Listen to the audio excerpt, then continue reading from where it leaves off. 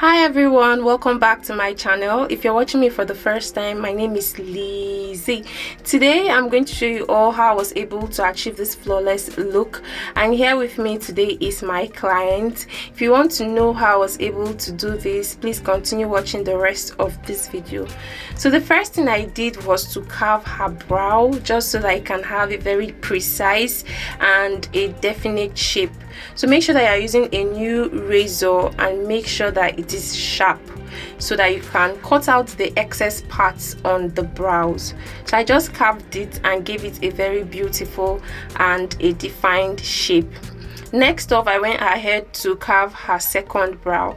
Right now I am applying edge control on the brows so that the hairs on the brows can stay intact so that it doesn't move. So you can either use this or you can use a brow tamer, whatever works for you. But what I'm using right now is an edge control just so that the hairs can all be in one place. Right now I'm using this brush to make sure that the cream on the edge control is not so excess on the brows. Right now I'm going in with powder, so you can use any kind of powder. The powder that I'm using is from my Cheek Cosmetics, so I just applied that just so that the brows can be as dry as possible. At this point I'm going in with my Carite eyeliner. I usually use this as a brow gel. So this eyeliner comes in a black and a brown shade, so I'm just going to pick the black shade and draw a thin line underneath and above the brow. Once that is done, I'm going to use a spoolie to brush the hairs on the brows properly, and then I'm going to use a Davis brow pencil in the shade 0.03 to pick the hairs on the brows. Right now I'm going to go ahead to start outlining the brows one by one so that I can have the feather-like kind of brows. So I'm going to repeat the same process on the other brow, but before that I am going to go ahead to conceal. So at this point I am going to pick up my concealer, and this is from Zaron Cosmetics, and I'm going to go in with one of their lightest shades. So it depends on the kind of model or the kind of clients that you are working on. At this point I'm going in with a shade that is about 3 tones lighter than that of her skin tone to highlight the brow, and then for the inner corner of the brow I'm going to go in with her shade of foundation, and for this I'm using Zikel Cosmetics in the shade 025, and I'm just going to pick up a blending brush and blend all of that properly. So for the top of the brow I'm going in with the same shade of foundation that I used at the inner corner of the brow, that is underneath the brow. So I'm just going to go in with the same shade of foundation, which is the Zikel Cosmetics foundation, at the top of the brow. Make sure that your brows are as precise as possible. You don't want funny brows, so make sure that you trace the brows properly in order for the front, the arc and the end to be really sharp. So at this point I'm going to apply the same concealer that I used for the brow, the Zaron concealer. I'm going to apply it on her eyelids like this to form a base, and once that is done I'm going to apply eye primer, and this eye primer that I'm using is from Ben 9, and this eye primer is so beautiful, like it gives you exactly what you want and even more.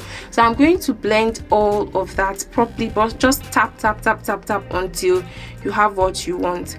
So right now I'm going to go in with a light shade of purple, and this palette I really cannot remember the name because it's not on the palette. It's actually a very old one. It was gifted to me by a friend. So I'm just going to apply this light shade. So just use a shade of eyeshadow that is similar to this one. As long as you get the same result, it doesn't really matter if you're using my shade of eyeshadow or not. So for the outer corner of the crease area I'm going in with a dark shade of purple. So I'm just going to blend all of this properly until it looks beautiful and until I like what I want. So once you're applying eyeshadow on the crease area or at the top of the eyes, just make sure that you are tapping on the skin. Make sure that you do not drag if you drag, you discover that you start seeing harsh lines, it will start creasing, and you don't want any of that. So whatever you do for A, you do the same for B. Whatever you do on one eye, you replicate on the other eye, just so that you can have a similar effect. Yes, so this is what we have right now. I'm still going to go in with my Carite eyeliner, the black shade, and I'm just going to line the top of her lids like this, which is the crease area. I'm going to line it, just make a very thin line, just line that area. This is going to enable the eyes to be more pronounced, and it's going to define the eyes properly. And I'm just going to drag that out the outer corner of her crease area like this. And then for her waterline, I'm just applying this. Just make sure that you pick another brush, drag the skin down a little bit and apply. Once you do that, you discover that you're not going to easily poke the brush into the eyes of your client or your model. Right now, I'm going to apply mascara to dust off the excess eyeshadow that must have fallen on her lids. I'm just going to use a black mascara to do this, and once that is done, I'm going to go ahead to apply her lashes. These lashes are so beautiful, and I'm going to drop a link in the description box so that you guys can know where I got mine. It's actually human hair. Yes, so I'm just going to drop a link in the description box. So once that is done, I am going to pick up my brush again, my eyelining brush, and I'm just going to trace the top of the lashes so that it can look neat even when she closes her eyes and when she opens them. So just trace the top of the lashes and then apply your eyeliner. So you can see how beautiful this already looks like. I'm loving it already.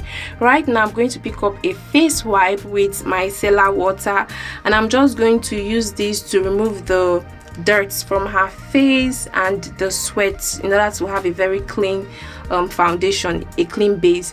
At this point, I'm going to go in with moisturizer, and this is from MIS Bomb Moisturizer, and I'm just going to apply it all over her face and concentrate more on the T-zone areas, in areas where she can easily sweat. This moisturizer works for both dry skin, combo skin, and oily skin. I'll pick up my Zaron hydrating serum, and I'm going to apply this on her face like this and concentrate more on the T-zone areas. The T-zone areas are places where she can easily sweat, like the forehead, the nose, the jaw, you know, at the top of the upper corner of her lip. Yep, the upper corner of her lip, places where she can easily sweat. So I'm going in with this Pond's face primer. This actually works for me, so I'm just going to use this and then apply it on the T-zone area again.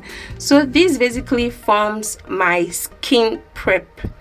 So right now I am going to go in with foundation, and this foundation is from ZKL Cosmetics in the shade 025, the same foundation that I use at the top of her brow. And then at this point, I'm going to damp my beauty blender. Make sure that the sponge is wet. Yes, damp it and then start tapping on the skin. It's going to give you a full coverage, and it's going to make your work really look neat. So when you're doing this, make sure that you don't use a dry beauty blender. Either apply your setting spray on it before you apply your foundation, or use water. Just make sure that it's damp. So right now I'm just tapping on the skin. I am not dragging, just tap tap tap. Once you tap, you discover that there will be no lines on the face. The face is not going to crease. Lines on the face, that's what I mean by creasing, having lines on the face. At this point, I'm going to go in with concealer, and this concealer is from Flawless Ivy Cosmetics, and I am going to apply it in the areas that you can see in the video. And right now I'm going to pick up the sponge again and tap tap tap tap tap until it's clean and until the work is smooth. So tap on the skin, do not drag at all, do not drag. These are liquid products that we are using. You know what happens when you apply a wet product on a dry surface? You need to blend until it looks good, and that is what we are doing in this video. So blending is key. In order for you to have a very beautiful glam, a flawless look, blending is key. At this point, I'll pick up my powder palette, and this palette that I am using is my cheek powder palette, and I'm just going to apply the appropriate shades on her face. Just make sure that the face is not too white, like whiter than her neck. So we need to blend properly so that everything comes out well. So this is actually a 9-in-1 powder palette. So in the areas where I need to contour, I would go in with a dark shade of powder. In the areas where I need to highlight, like the T-zone areas, I'll go in with a lighter shade of powder. And in the areas where I need to blend properly for the face and the neck to match, I'll go in with her shade of powder. So that is how it works. Right now I'm going in with setting spray, and this setting spray is from Adventure Cosmetics, and I'm just going to apply this on her T-zone area like this and leave it for a while until it sets properly on her face. And this is going to take about 10 to 15 minutes for it to set properly. So this is just going to reduce the excess oil that is coming out from the face. So when I apply the setting powder, I am going to leave it and then go over to do the lips. Yeah, so with that it will stay for a while, and then when I come back, I'll just go ahead to dust off the excess setting powder on her face. So right now guys, I'm just contouring the nose just so that I can have a pointed effect, and just so that I can reduce the size of the nose. So I'm just going to contour with a dark shade of powder. Make sure that everything is as precise as possible, and make sure that it is clean and neat. Your work has to be smooth, clean and neat, so make sure that you do this. So I'm going in with a dark shade of powder towards her temple and her cheekbone like this, and I'm just going to blend all of that properly, and I'll repeat the same thing on the other side of her face, and then raise that a little bit towards her forehead just to have, you know, a chiseled effect. So right now I'm going in with this CPD blush palette, and I'm just going to apply it on this area that you can see me do. I'm applying on the cheekbone and then towards her forehead to give me a blushy effect. This is going to beautify the makeup more and make it pop better. So blush is very, very essential. Yep. At this point, I'm going to do a reverse contour underneath the cheekbone, and I'm not going to go in with too much powder. I'm just going to apply the powder. I want, you know, a very subtle effect right there, so I'm going to apply that powder and move over to the lips. So for the lips, I'm going in with this Carrite brown eyeliner. This is actually multi-purpose. I love this eyeliner a lot. So I'm going in with the brown shade, and I'm just lining the outer corner of the lips. So once that is done, blend until you're good with what you have. And right now I'm going to go in with a pink shade of lippy, and I'm just going to blend all of that properly until I like it, and until the client says she's okay with what I have done. Some clients don't want it too much, some actually do want everything to pop. So blend until you are good with what you have, and until your client says I'm okay. So at this point, I'm going to go in with a purple shade of lippy, and this is from my Cheek Cosmetics, and I'm just going to apply the purple shade of lippy at the outer corners of her lips and then blend properly. And at this point, I'm going to go in with gloss. I actually did that off camera after asking her to smack her lips together. So I'm actually a glossy kind of person. I love glossy effect, so I went in with gloss and I did like the effect. I loved it so much. So at this point, I'm dusting off the excess setting powder from her face. You know, I said that it has to stay for about 10 to 15 minutes, and that is done. Yep.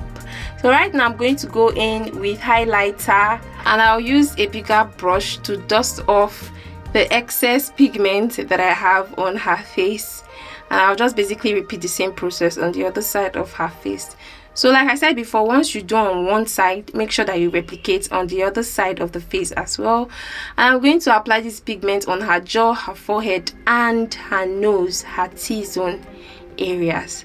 So this is what we have, guys, and I'm loving it already. I actually went to apply the blush again because at this point I had already cleaned up a little bit, so I applied a little bit of it again just so that it will pop properly. So this is it, guys. So once I was done applying the blush, I applied mascara at the lower corners of her eyes just so that the eye makeup can pop properly. And I also went ahead with setting spray, and this is the Silite setting spray that has gone viral and everyone is using, and this is from Sopro Cosmetics. Oh, thank you guys so much for watching this video. I do hope that it was helpful. I actually got a comment saying that I should start, you know, voicing most of my makeup videos just so that even beginners can learn and understand what I am saying. So that was basically why I had to use, I had to voice in this particular one, and I do hope that you enjoyed this. This is the finished effect. You can see how smooth and beautiful this makeup looks. Thank you guys for watching this video. If it has been helpful, please don't forget to hit the subscribe button, like and share, and also turn on your notification button so that each time I post you get a notification and you'll be the first to know. Thank you all for watching. I will see you guys in my next video. Bye.